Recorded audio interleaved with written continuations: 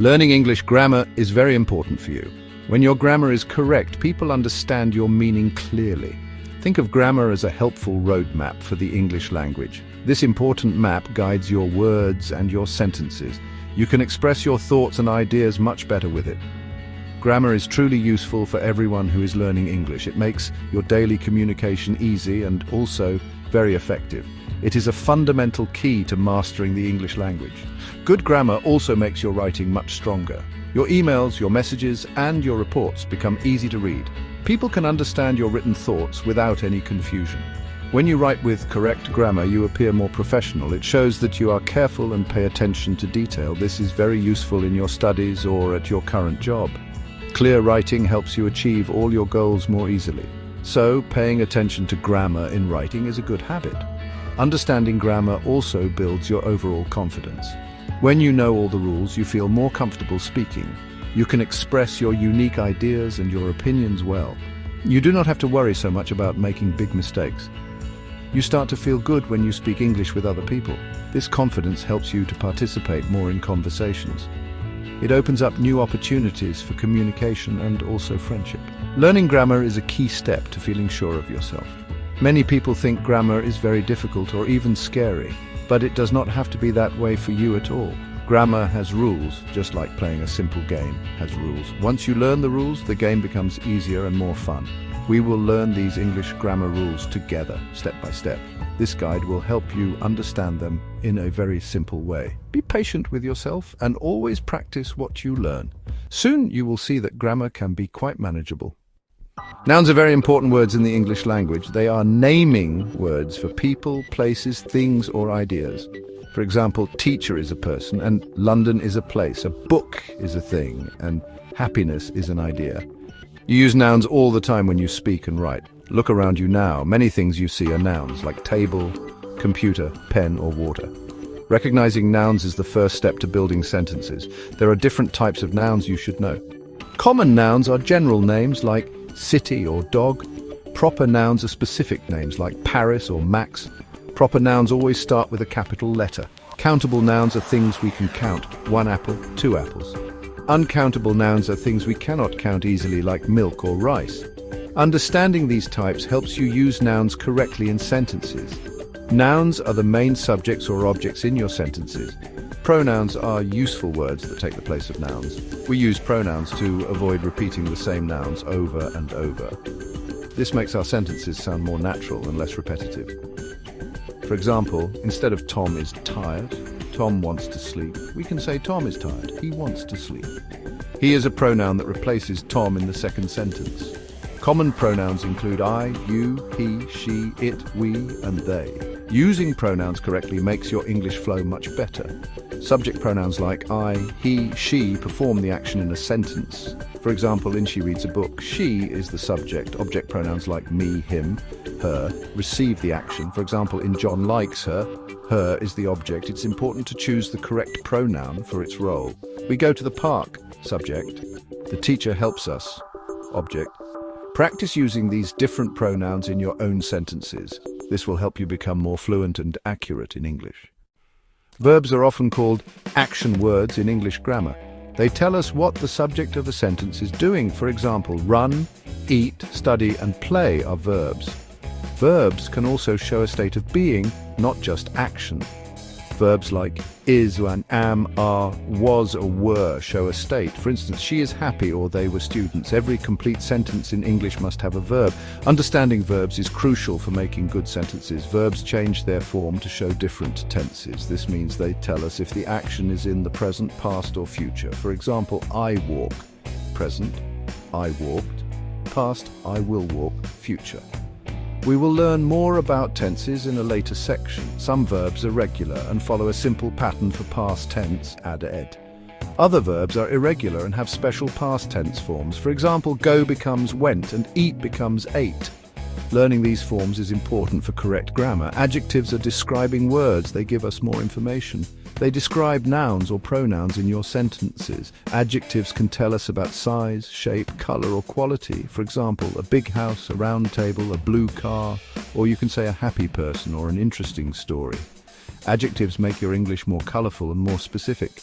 They help the listener or reader get a clearer picture. Using adjectives well makes your language more engaging. Adjectives usually come before the noun they describe. For example, she has a new dress. New is the adjective. Sometimes adjectives can come after a verb like to be. For example, the dress is new. Here, new still describes dress. You can use more than one adjective to describe a noun. For instance, it is a small old brown box. This provides even more detail to your listener or reader. Practice adding adjectives to your sentences to make them better. Adverbs are words that give more information about verbs. They can also describe adjectives or even other adverbs.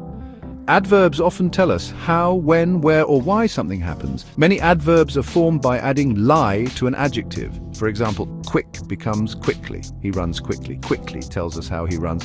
Other common adverbs include very, always, here, nout. Adverbs add precision and detail to your statements. Adverbs can be placed in different positions in a sentence. Sometimes they come after the verb. She sings beautifully. Sometimes they come before the adjective. It is very hot. Adverbs of frequency usually go before the main verb. I often drink tea in the morning. Learning where to place adverbs correctly takes practice.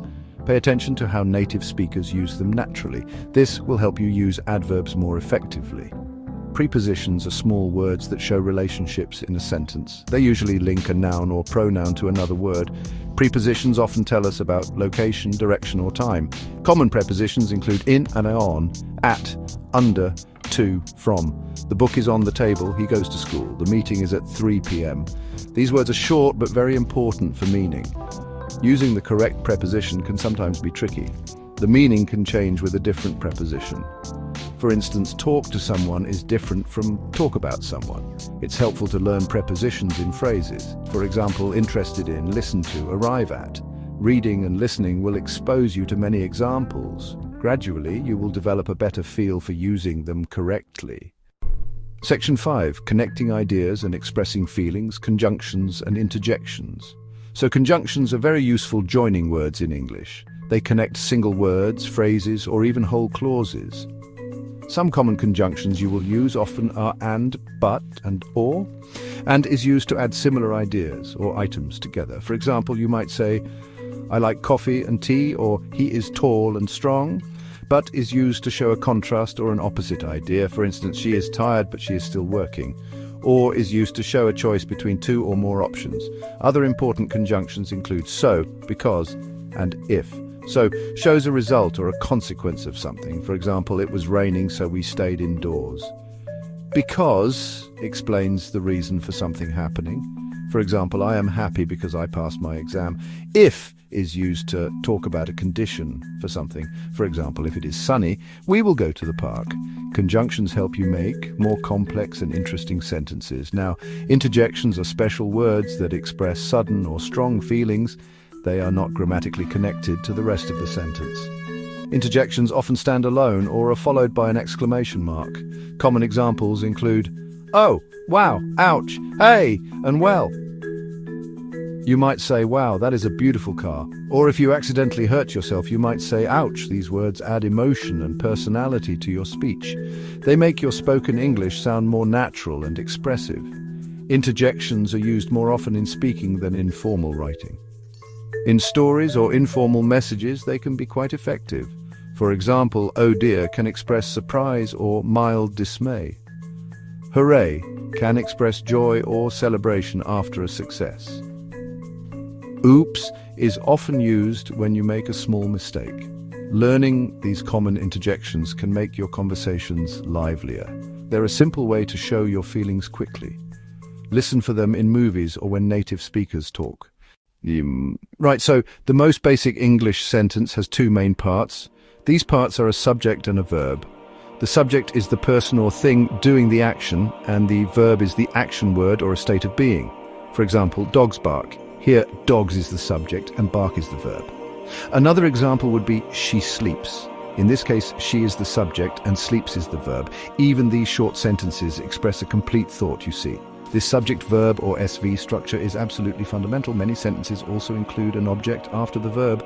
The object is the person or thing that receives the action. This creates the common subject-verb-object, or SVO, structure. For example, the boy kicked the ball.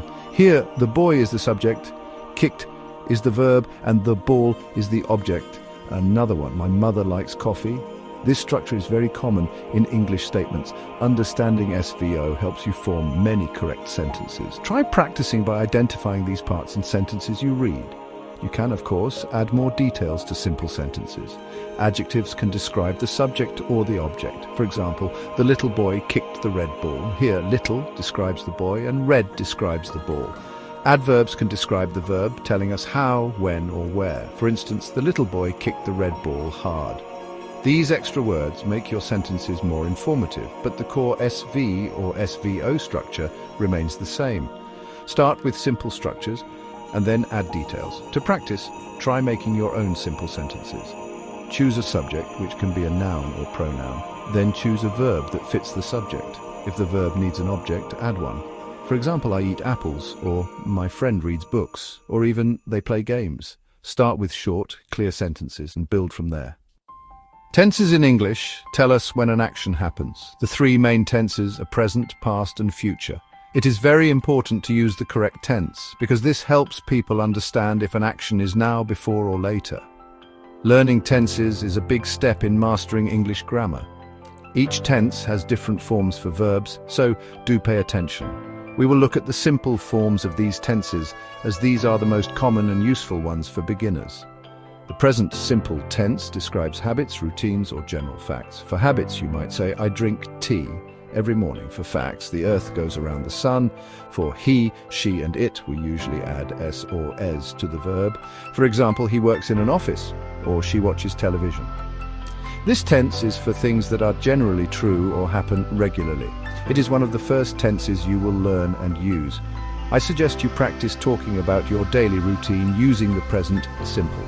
The past simple tense is used for actions completed in the past. These actions started and finished at a specific time before now. For regular verbs, we add ed to the base form of the verb. Examples include I walked to the park yesterday, or they studied last night. Many common verbs are irregular, so their past forms are different. For instance, go becomes went, see becomes saw, and eat becomes ate.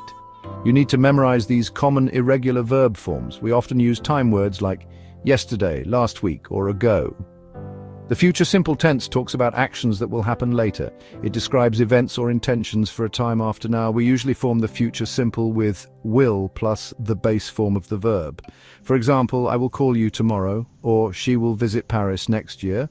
This structure is the same for all subjects. You can also use be going to plus the base verb for plans or predictions. For example, we're going to watch a movie tonight. That's a plan. Or look at those clouds. It is going to rain. That's a prediction. To ask questions in English, we often change the word order. Sometimes we need to add an auxiliary verb, a helping verb, for sentences with the verb to be, such as am, is, are, was, or were. The statement you are tired becomes the question, are you tired? We simply move the verb are to the beginning of the sentence. Similarly, he is a doctor becomes is he a doctor? This is a common way to form yes or no questions. Practice this by changing simple statements into questions. For most other verbs in the present simple tense, we use do or does to make questions. Use do with I, you, we, and they. Do you like music? Use does with he, she, and it. Does she live here? The main verb stays in its base form, like or live. For the past simple tense, we use did for all subjects. For example, did they finish their homework, or did he call you?